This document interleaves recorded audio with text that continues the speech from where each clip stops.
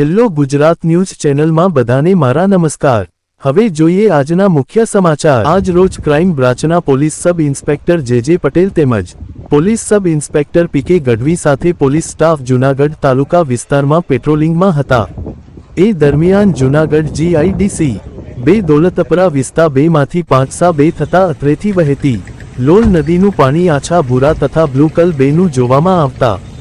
નદીનું પાણી દૂષિત થયાનું માલુમ પડતા સદર દૂષિત પાણીનું વહેણ કઈ દિશામાંથી આવે છે તેની તપાસ કરતા જીઆઈડીસીમાં આવેલ Shriram industries plot number 1747 GIDC 2 સાબલપુર 2 જૂનાગઢમાંથી કોઈ 52 વાનગી વગ 2 ઇન્ડસ્ટ્રીઝ સ્ટાન્ડર્ડ પ્રોસેસ ફોલો કર્યા વગ 2 પ્લાસ્ટિક વેસ્ટનું કેમિકલ યુક્ત પાણી પાઇપ મારફતે સીધું જ નદીના પાણીમાં છોડતા હોવાનું માલુમ પડતા સદ 2 શ્રીરામ ઇન્ડસ્ટ્રીઝના સંચાલક વિજયભાઈ પુંજાભાઈ વાછાણી ઉંમર વર્ષ 62 હે નહેરુ પાર્ક સોસાયટી હર્ષવિલા એ 4 જૂનાગઢ વાળાને બોલાવી સાથે ગુજ 2 આત પોલ્યુશન કંટ્રોલ બોર્ડના અધિકારી તેમજ પંચોને સાથે રાખી સદરહુ કારખાનામાંથી છોડવામાં આવતું પ્લાસ્ટિક વેસ્ટનું કેમિકલ યુક્ત પાણી